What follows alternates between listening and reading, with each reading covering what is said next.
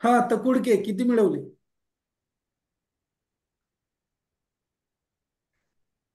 भिवधरणी, रवळनाथ. दोन तीन विजिट झाल्यात गुरुजी. त्यात किती? हा, दोन किती तीन विजिट? विजिट झाले. बर, दोन किती तीन मिळाले? 5,000 रुपये ओके. मिळाले. एका विजिटचे का तिन्ही मिळून? तिन्ही मिळून. ओके. हरकत नाही, पैसे मिळाले ना? आणि समाधान दिलं का त्यांना? मिळाले. रिझल्ट? दिला की दिला. रिझल्ट काय आहे? आहे जरा फरक आहे त्यांना. आता आज एक विजिट करून आलो गावामध्येच आहे. ओके. येस. चाललंय. ओके, अमरनाथ देव. ते तर जुनेच आहेत. हा. एक 50 विजिट झाल्या. हा. पैसे किती मिळवले ते सांगायचंय का? लाखभर रुपये कमवलेले आहेत आणि रेमेडीजचे वेगळे. हा, लक्षात आलं का सगळ्यांना? किती? लाखभर. ते घाबरत विजिटचे घाबरतच लाखभर सांगितले. रुपये हा. हा देव, आवाज येतो. आणि रेमेडीजचे धरून हॅलो, येतोय आवाज? हो, आता येतो. लाखभर रुपये विजिटचे झालेत आणि रेमेडीज वगैरे धरून 1,70 पर्यंत. यस, समजलंय. जोरदार टाळ्या वाजवा. बरं, गुरुजींना फीस किती दिली होती? सगळ्यांनी दिली तेवढीच ना? हा. ओके. तेवढीच होती, तेवढीच. यस. गुरुप्रसाद जोशी. हा, 70,000 रुपये जमवले. 70,000. वा. यस. समजलंय सगळ्यांना किती? 70,000 रुपये. म्हणजे फावल्या वेळेमध्ये हे शिकून आणि रेमेडीचे वेगळेच. काय गुरुप्रसाद जोशी? हो. यस. संपदाताई. 40,000. यस. 29 विजिट झालेत. 29 विजिट, 40,000 रुपये मिळवलेले आहेत. त्या एक आणि गृहिणी काही आहेत. रेमेडीज करायचे आहेत गुरुजी, त्यांचे पण पुढे येतील रेमेडीज करून. यस. समजलंय का सगळ्यांनी? आणि संपदाताई एक गृहिणी आहे. तिने जेव्हा 1 वर्षापूर्वी हे केली, म्हणजे वास्तुशास्त्राचं अजून वर्ष होतंय, म्हणजे महिला स्पेशल बॅच मध्ये ऍडमिशन घेतलं, तेव्हा प्रश्न होता की कोण बोलवणार, मला जमेल का, मला येईल का, मला वास्तूचं काही माहिती नाही. तिथपासून ते बरोबर. 39 वास्तू विजिट आणि ते स्वहिमतीवरती 40,000 रुपये मिळवणे एका महिलेने, लक्षात ठेवा. आणि गोव्यासारख्या, म्हणजे गुरुप्रसाद जोशी असतील, संपदाताई असतील, ह्या दोघेही गोव्यात राहतात. गोव्यासारख्या छोट्या शहरामध्ये, जिल्ह्यामध्ये, राज्यामध्ये. लक्षात आलं? हे जर समजा होऊ जिल्ह्यामध्ये. शकते, तर तुम्हाला का होऊ शकत नाही? गुरुप्रसाद जोशी तर खेड्यामध्ये राहतात. बरोबर. लक्षात आलं? आणि हे सगळं का करायचं, तर तुम्हाला कळावं म्हणून. कळतंय का? यस. अजून कुणी कुणी केलेले आहेत वास्तू विजिट? हा. वास्तू भूषण वर्ग केल्यानंतर वास्तू विजिट भरपूर वाटल्या. यस. जोरदार टाळ्या वाजवा देवांसाठी. हे बरोबर अमरनाथ देव गुरुजींचं. वास्तुभूषण केल्यानंतर जास्त विजिट वाढलेत. गुरुप्रसाद जोशी काय सांगणार वास्तुभूषण बद्दल? मस्त. नाही, आता हे सगळेच जण आहेत. आता हा. वास्तुभूषण आपण. हो. हा. वास्तुभूषण केल्यामुळे आपल्याला चांगलंच ज्ञान प्राप्त झालेलं आहे. वास्तूमध्ये काय आहे हे आपण तिथे न जाताही ओळखू शकतो. अशा प्रकारचं ज्ञान प्राप्त होतं. किंवा तिथे गेल्यानंतर तिथल्या समस्या आपण केवळ हस्तस्पर्शानं, हात त्या घरातून फिरवला की आपल्याला कळतं कुठे काय आहे, कुठे काय आहे, हे सगळं समजतं आणि त्यावर उपाय सांगता येतात. त्यानंतर एखाद्याचा आजार पण असेल तर तेही आपण तिथे न जाता इथून ओळखू शकतो स्कॅनिंगद्वारे. हे आपल्याला शिकता येतं आणि याचा बराच उपयोग समाजासाठी होऊ शकेल. अँटिनाचा फायदा किती झाला गुरुप्रसाद जोशी? हा, ज्या ठिकाणी आपल्याला एका ठिकाणी मी पाणी बघण्याकरता त्या अँटिनाचा वापर, लेकर अँटिनाचा वापर करून बघितला आणि तिथे त्यांना पाणी मिळालं. कालच त्यांनी मला सांगितलं की तुम्ही दाखवलेल्या जागेवर आपल्याला पाणी मिळालंय. Very good. जोरदार टाळ्या वाजवा सगळ्यांनी. ओके, म्हणजे लेकर अँटिनाचा अशा सगळ्या पद्धतीने उपयोग करता येतो जे आपण उपयोग करता वर्गामध्ये येईल. शिकतो. संपदाताई काय सांगणार? गुरुजी, आत्ताच हल्लीच आलेला एक अनुभव आहे. लेकर अँटिना वापरून मी म्हणजे आग्नेयचा दरवाजा आणि त्या दरवाजा म्हणजे त्यांच्या घरातल्यांचं हे म्हणणं असं होतं की तिथे हे आहे, नजरबाधा आहे आणि आम्ही नजर काढून टाकतो, काही उपयोग होत नाही असा. हा त्यांचा मला प्रश्न होता. मग मी काय केलं, लेकर अँटिना घेऊन गेले आणि लेकर अँटिनाने तिथे हिलिंग दिलं आणि तिथे हे होतं म्हणजे त्यांना असं जाणवलं की 8 दिवसात की नाही, आता आमच्या दरवाजाला नजरबाधा नाहीये. ओके. हा हल्लीच्या 8 दिवसापूर्वीचा अनुभव आहे. आजच मला त्यांचा फोन आला होता. यस, लक्षात आलंय सगळ्यांना. मग आता वास्तू विशारदांनी वास्तुभूषण का करावा, संपदाताई काय सांगणार?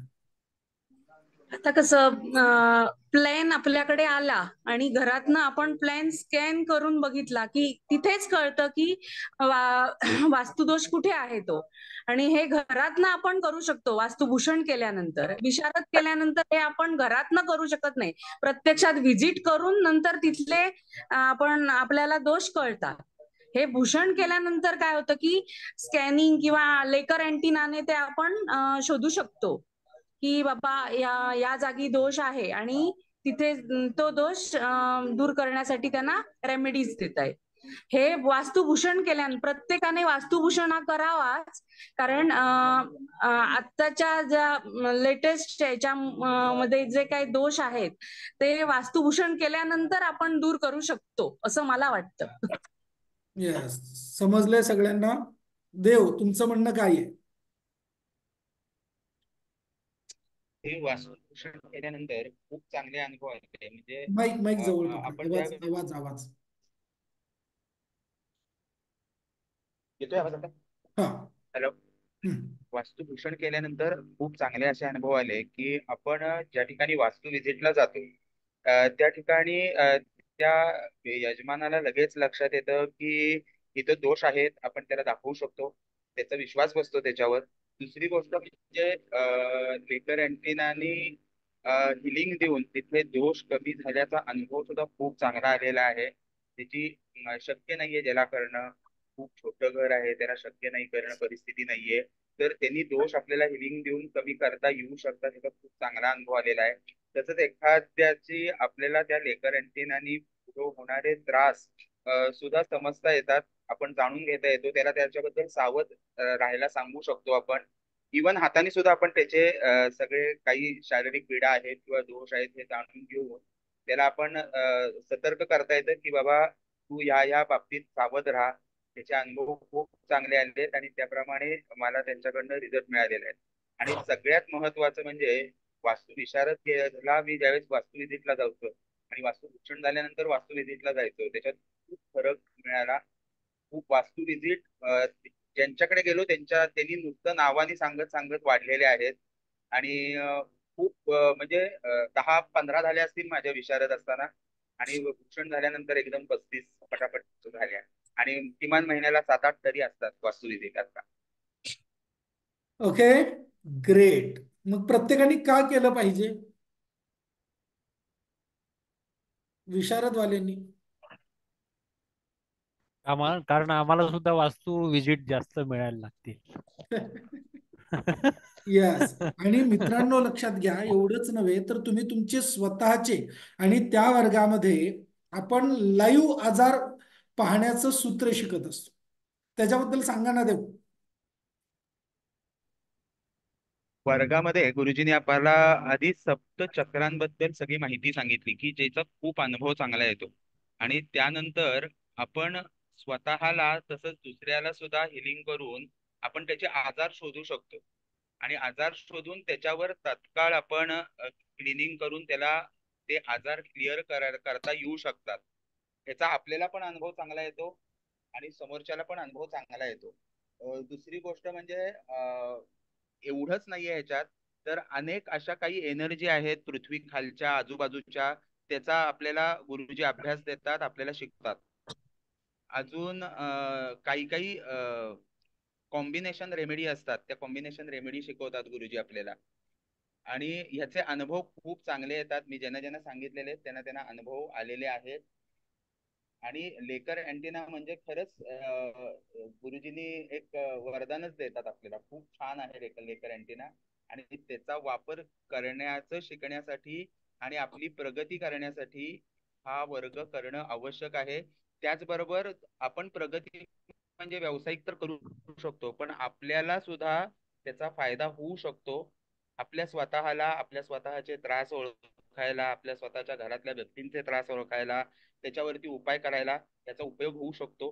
गुरुजी एक असा चांगला गुरुमंत्र थोडक्यात देतात, त्याच्यामध्ये आवाज आवाज आवाज देव आवाज आपल्याला देव आवाज. मध्ये आणि गुरुजी नेट हॅलो हा येतोय आवाज? बोल. हा तर भविष्यामध्ये आपल्याला त्याचा खूप फायदा होऊ शकतो. आपल्या स्वतः करता, आपल्या स्वतःच्या परिवारासाठी सुद्धा त्याचा फायदा होऊ शकतो. आणि तुम्ही तो करून घेऊन त्याचे अनुभव करून घेऊ शकता. आणि त्याचे अनुभव भरपूर चांगले आहेत. व्यवसाय एक प्रगती तर होतेच, पण आपल्याला सुद्धा त्याच्यापासून आपल्याला सावध राहता येतं. सप्तचक्रांचं संपूर्ण संपूर्ण ज्ञान देतात गुरुजी, आणि तेच खूप खूप आपल्याला आवश्यक आहे. असं तुम्हाला कुठंही मिळणार नाही आणि कोणीही देणार नाही तुम्हाला. Okay great. तर याच्यामध्ये तुम्हाला त्या मेसेजमध्ये दिलेलं आहेच, ते तुम्ही वाचलेलं आहे की वास्तुभूषण वर्गामध्ये आपण काय काय शिकणार आहोत. तर पुरुष मंडलाचा मानवी शरीरावर होणारा परिणाम, सप्तचक्र व रूप रंग रूप आकार इत्यादी विस्तृत गोष्टी आपण पाहणार आहोत. त्याच्यानंतर वास्तु परीक्षण करण्यासाठी जाण्यापूर्वी कोणकोणते दोष असू शकतात हे आपण आधीच सांगू शकतो. ओके. त्याच्यानंतरनं वास्तु अभ्यासक म्हणून तुम्हाला वास्तु विशारद मध्ये संरक्षण करण्याची सूत्र दिलेलेच असतात, पण ऍडव्हान्स सूत्र जी आहेत ती सूत्र वास्तुभूषण मध्ये आपल्याला पाहिजे असतात संरक्षणासाठी. आणि त्याच्यासाठी आध्यात्मिक गोष्टींची गरज असते, तर त्याच्यासाठी जी ध्यान पद्धती आहे तर ती ध्यान पद्धती त्याच्यामध्ये शिकवली जाते. एखाद्या वास्तूमध्ये न जाता आपण दोष अभ्यासू शकतो आणि कमी खर्चिक उपाय आपण त्याच्यामध्ये म्हणजे कमी खर्चाच्या उपायातून ते दोष निवारण करू शकतो. मग मानवी शरीरातले आजार कसे ओळखायचे, मानवी शरीरातले ते आजार कसे ओळखून बरे करायचं हे प्रॅक्टिकल आपण वर्गामध्ये पाहत असतो. म्हणजे तुम्हाला समजा आता उदाहरणतः आता आपल्या वर्गामध्ये बरेच असे किस्से घडलेले, तर सांगलीमधल्या माणसाने कुठल्या लांब कोणत्या तरी खेडेगावातल्या माणसाच्या शरीरामध्ये कोणते आजार आहेत जे त्यांनी कुणाला सांगितले नव्हते ते आजार सांगितले होते. तर असे आजार तुम्ही देखील सांगू शकता, ओळखू शकता आणि ते बरे होण्यासाठी मदत देखील तुम्ही करू शकता. मग कोणत्याही व्यक्ती व वास्तूमधली सकारात्मक आणि नकारात्मक ऊर्जा ही देखील आपल्याला पाहता येऊ शकते.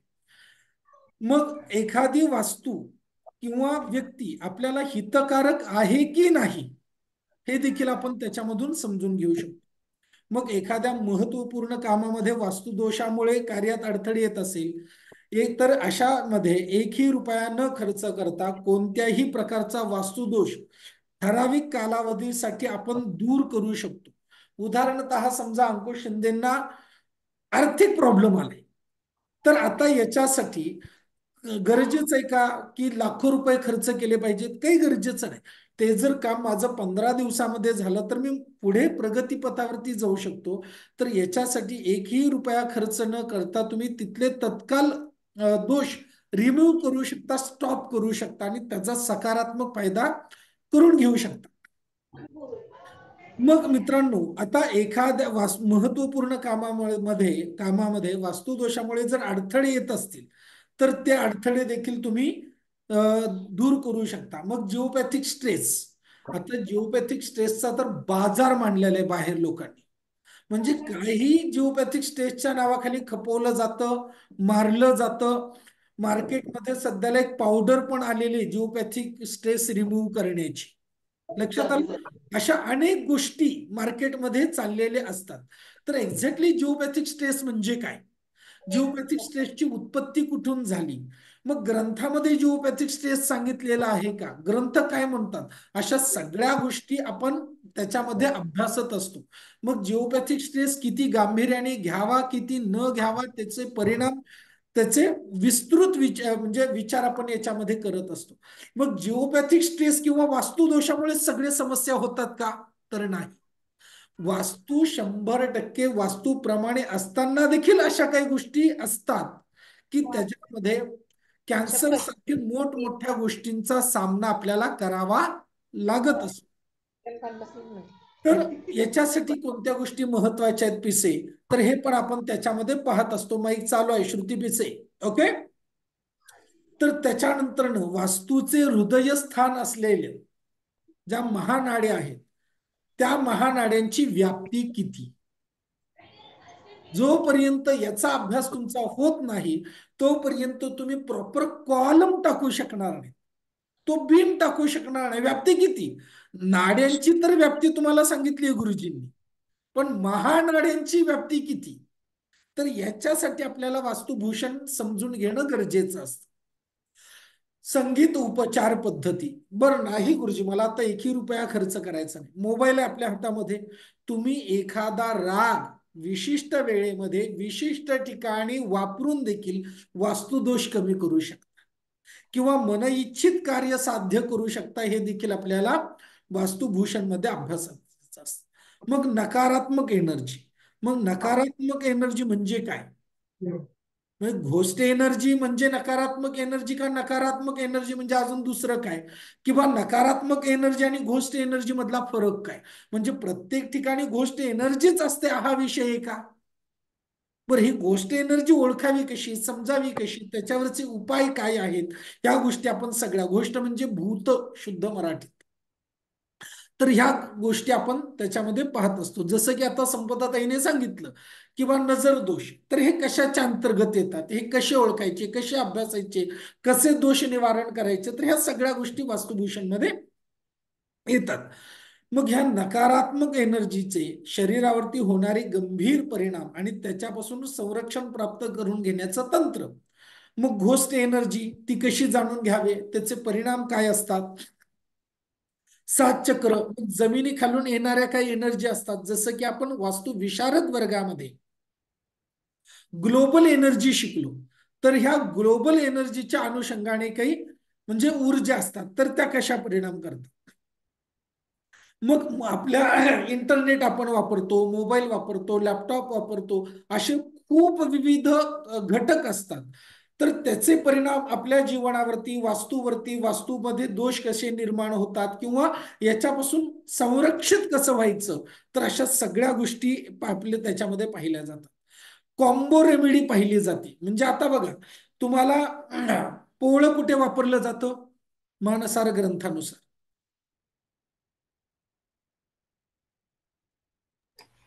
अग्नेय दिशेला. लवकर सांगा. आग्नेयमध्ये.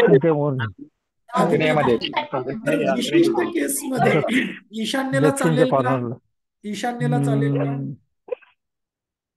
नाही चालणार. बरोबर की नाही. तर पोळं ईशान्येला चालतं, पण कधी, कुठे, कसं, कोणत्या केसमध्ये, हे देखील आपल्याला कोंबो रेमेडी मध्ये पाहायचं असतं. लक्षात आलं का. मग आता क्रिस्टल किंवा मोती आग्नेयला चालेल का, नाही चालणार. नाही चालणार. पण वास्तुभूषण मध्ये हे चालू शकतं. चालणार. लक्षात आलं का, वास्तुभूषण मध्ये चालू शकतं. ह्या ज्या कॉम्बो रेमेडीज आहेत, मिक्स रेमेडी, तर ह्या आपल्याला त्या वर्गामध्ये पाहायच्या असतात. त्याच्यानंतर व्हर्टेक्स नावाची मास्टर रेमेडी त्याच्यामध्ये आपण अभ्यासतो, जी की तुमची वास्तुविशारदांची रेमेडी झाल्यानंतर या विद्यार्थ्यांना मी भूषणवाला प्रत्यक्ष दाखवली होती ती रेमेडी. ओके. त्याच्यानंतर वास्तूमधले दोष दूर करण्यासाठी साधे आणि सोपे उपाय, अशा विस्तृत गोष्टी आपण त्याच्यामध्ये पाहत असतो. लेकर अँटिना आपण पाहत असतो. 50 पेक्षाही जास्त प्रकारच्या एनर्जी आपण त्याच्यामध्ये अभ्यासत असतो.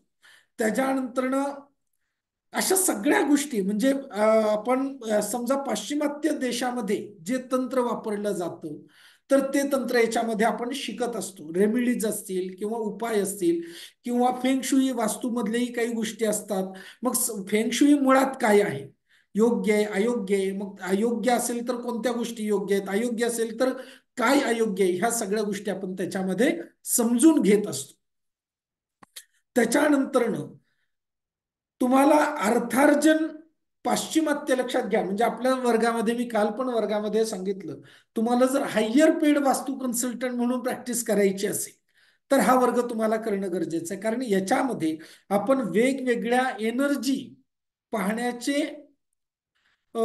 इन्स्ट्रुमेंट देखील समजून देत असतो, शिकवत असतो, सांगत असतो, त्याचा परिचय करून देत असतो. आणि जे इन्स्ट्रुमेंट गरजेचे आहेत ते आपण सूचित पण करत असतो, कोणतं घ्यायचं कोणतं नाही घ्यायचं.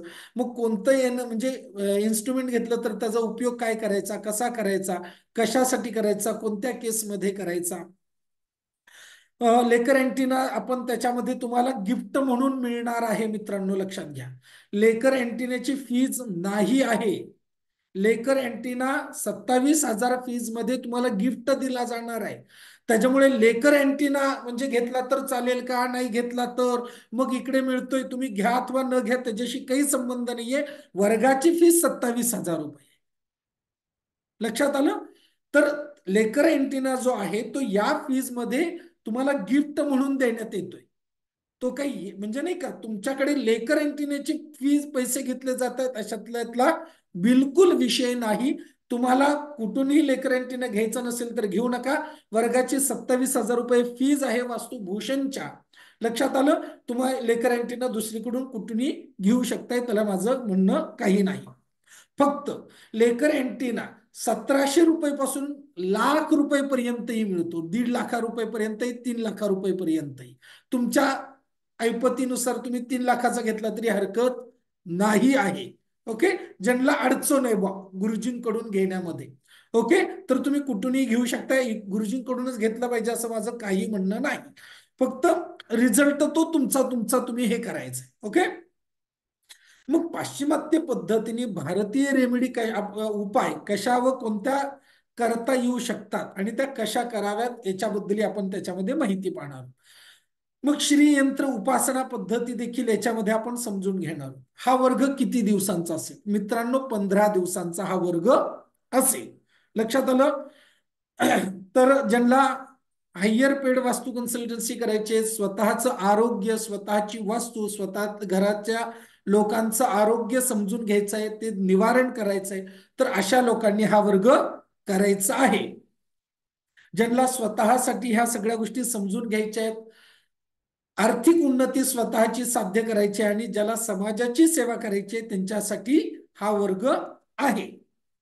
हा वर्ग कधीपासून सुरू होणार आहे तर 6 फेब्रुवारी पासून हा वर्ग सुरू होणार आहे. वर्गापूर्वी पूर्ण फीज येणं अभिप्रेत आहे.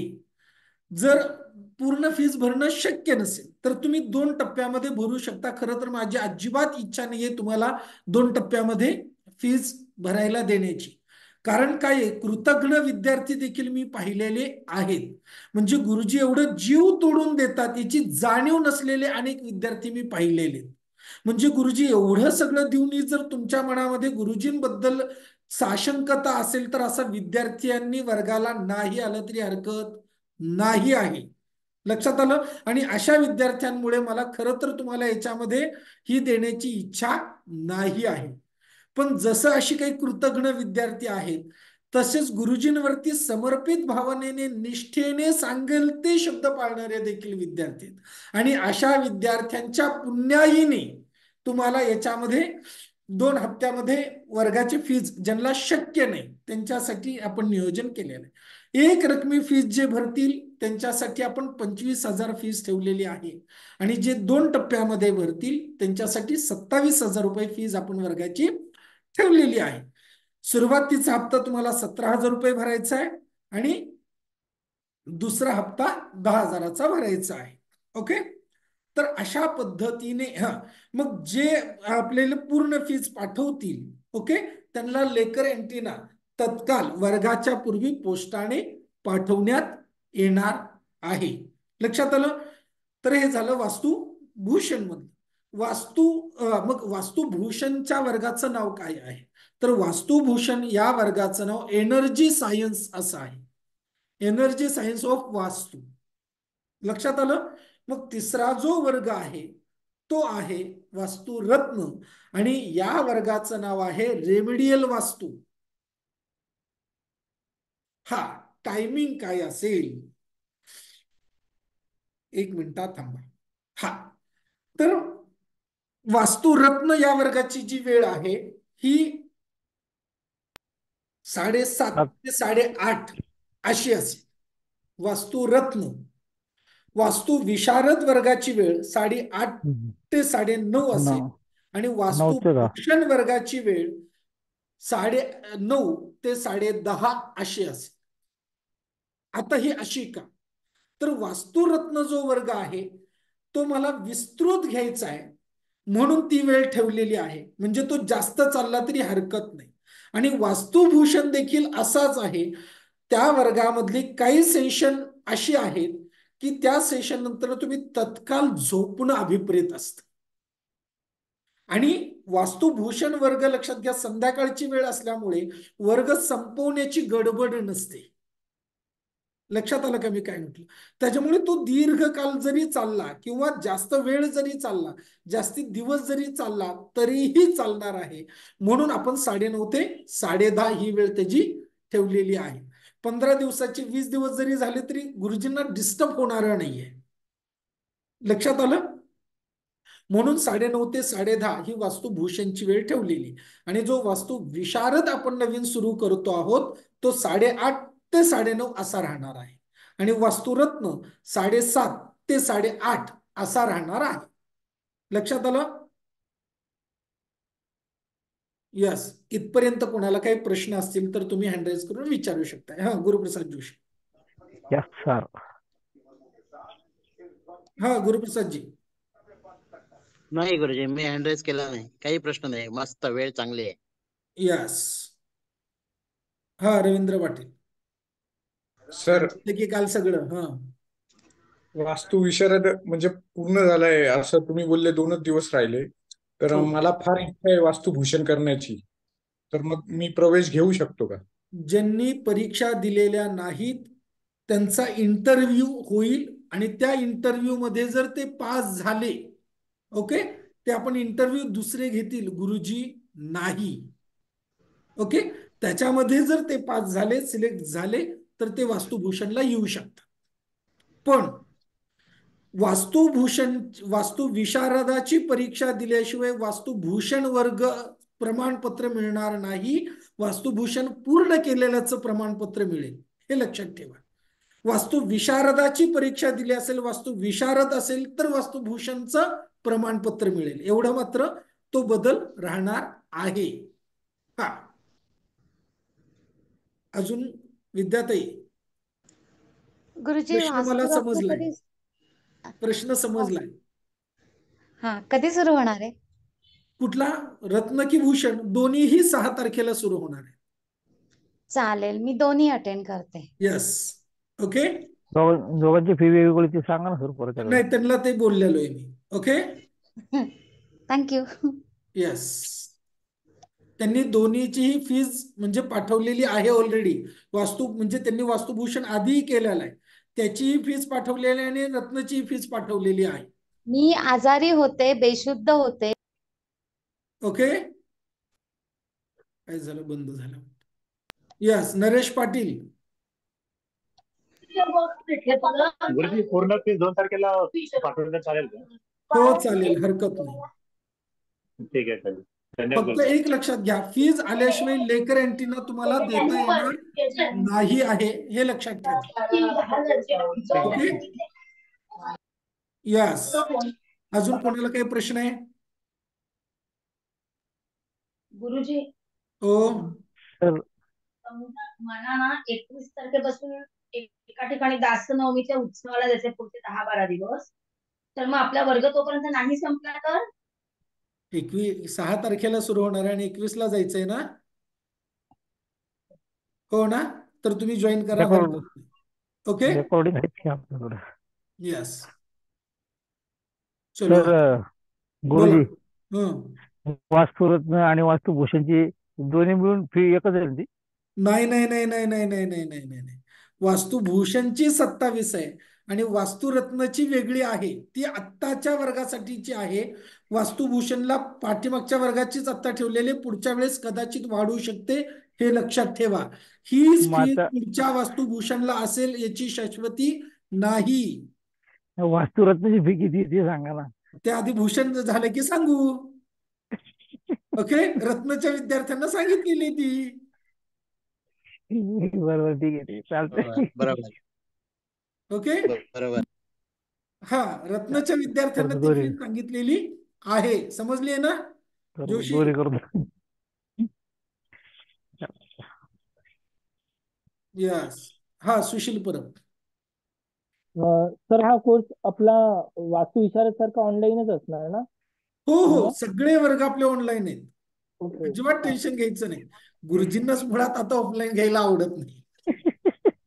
येऊ द्या रे मुंबईवर सर. ओके, आणि लक्षात घ्या, आपल्या वर्गामध्ये तर तुम्हाला माहिती आहे ऑनलाईन ऑफलाईन असा भेदच राहत नाही. नाही, तिथे विजिट की 1 मिनिट टाइम ते ठीक आहे, पण अजून विजिट करण्याची गरज नाही ना? काय काय पुण्यामध्ये आम्ही आता विशारद झाल्यानंतर तिथे विजिट केलेली, तशी अधूनमधून येण्याची गरज नाही ना भूषण मध्ये? अजिबात नाही. ओके. हा. ओके, हा. यस. चलो, आणि बरं का, तुम्हाला त्याच्यामध्ये प्रोजेक्ट जे वास्तुविशारदामध्ये आहेत ना, तर त्याच्यामध्ये प्रोजेक्ट तुम्हाला भूताच्या बंगल्याचे किंवा असे वेगवेगळे असतात. आहेत भूत बंगले भरपूर आहेत आपल्याकडे. मला ते काही दिसत नाही गुरुजी. यस, ते भूषण केले की सगळं दिसायला लागतं. ओके, सो कुणाला काय प्रश्न आहे? यस. तर अशा सगळ्या गोष्टी आपण पाहणार आहोत. वास्तुरत्न मध्ये देखील बऱ्याच गोष्टी आहेत आणि मला वाटतंय रत्नबद्दल मी जास्त काही बोलायला नकोय. त्यांना ते सांगितलेलं आहे. रत्नमधल्या विद्यार्थ्यांना मेसेज आलेला आहे का? आणि त्याच्यामध्ये ते मी सांगितलेलं आहे. ओके, त्याच्यामुळे आत्ता इथे रत्नबद्दल चर्चा करणं मला हितावह वाटत नाही, म्हणून ती चर्चा मी इथे करत नाही आहे. ओके, बाकी तुमच्या ग्रुपमध्ये तुम्हाला जिथे जो मेसेज येणं अभिप्रेत आहे तिथे ते मिळालेलं आहे. वास्तुरत्न देखील 6 तारखेला सुरू होतो आहे. याची नोंद देखील प्रत्येकाने घ्यावी आपापल्या वेळेत. मग आम्ही या वेळेत जॉईन करू असं नाही, प्रत्येकाने आपापल्या वर्गाला जॉईन करायचं आहे. Okay, so great. कोणाला काही प्रश्न आहे? No sir. यस. सो मित्रांनो, आज इथे भेटलो. पुढच्या वर्गाला वास्तु विशारद आणि वास्तुभूषण मध्ये याच उत्साहाने, याच एनर्जीने परत इथेच भेटूया. वास्तु विशारद, वास्तुभूषण आणि वास्तुरत्न या आपल्या नवीन वर्गामध्ये. तोपर्यंत दिल्या घरी सुखी राहून अभ्यास करत राहा आणि आनंदी राहा. भेटूया पुढच्या भागामध्ये. तोपर्यंत धन्यवाद. श्रीराम समर्थ. श्रीराम शुभरात्री गुरुजी. ऐका, सगळ्यात महत्वाचं, श्रीराम समर्थ गुरुजी. सगळ्यात महत्वाचं, 6 तारखेपासून वर्ग चालू आहे. जे लक्षात आलं, 2 तारखेपर्यंत फीस भरतील त्यांचंच ऍडमिशन गृहीत धरण्यात येईल. ओके, किंवा ऑफिस नंबरला किंवा मला व्यक्तिगतरित्या तसा मेसेज करून ठेवा तुम्हाला आर्थिक अडचणी काय असतील तर, मग वेळ होणार असेल तर. Okay, yes. श्रीराम समर्थ. हो उद्या फोन करू. हो चालेल. मी पण फोन करतो. गुरुजी, तुम्हाला कोणत्या वेळेत फोन करणं योग्य राहील? मेसेज करायचा, फोन करायचा. फोन नाही उचलला तर मेसेज करायचा. तिथेही रिप्लाय नाही मिळाला तर गुरुजींचा फोन नक्की असते. ओके, आणि सगळ्यांना बरं का, आदरणीय बंधू आणि भगिनींनो, जर यदा कदाचित फोन नाही उचलला गेला, बोलणं नाही झालं तर वाईट वाटून घेत जाऊ नका. मेसेज करून देत चला, रिप्लाय नक्की येतो.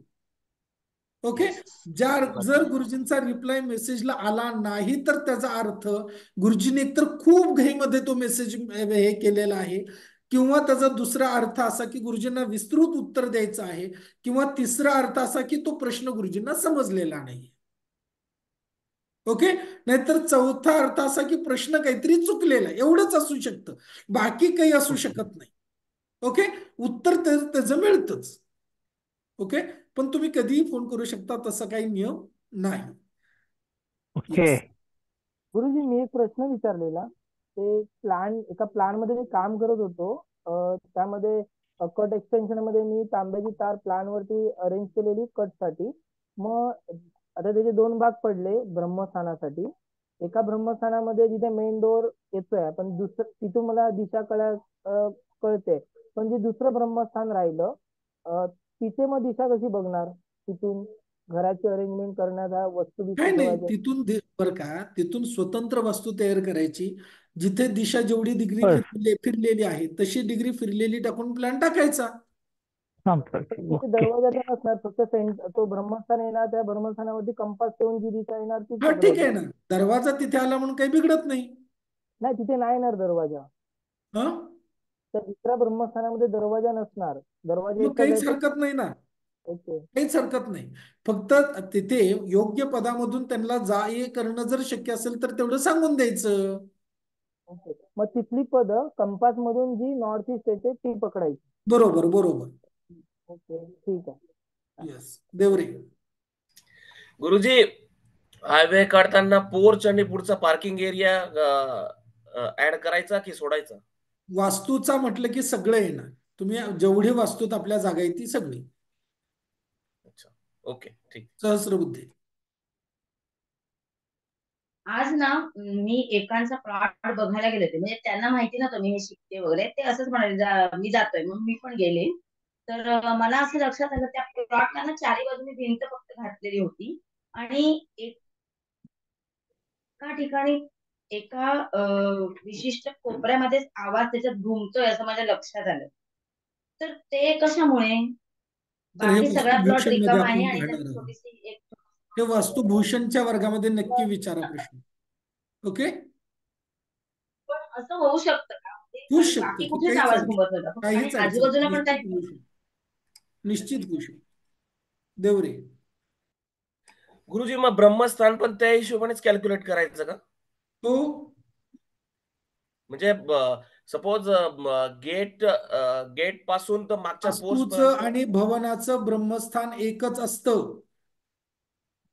ओके, ठीक आहे. वास्तूमधल्या भवनाचं ब्रह्मस्थान एकच असतं. हा, विश्वास. गुरुजी, दक्षिणेचा बाथरूम मध्ये जेव्हा रत्नदीप संस्कार करतो तेव्हा दक्षिणेचं रत्न टाकताना बाथरूम मध्ये त्याची विधी करायची का? हो हो हो. बाथरूम असेल तर हो चालेल ना, हो, काही हरकत नाही ना? काहीच हरकत नाही. Okay, Shriram Samarth. Okay. So great मित्रांनो, आशा आहे तुमच्या सगळ्या प्रश्नांची उत्तरं तुम्हाला मिळालेली असतील. तुम्ही भेटून आनंदित उल्हासित झाला असाल.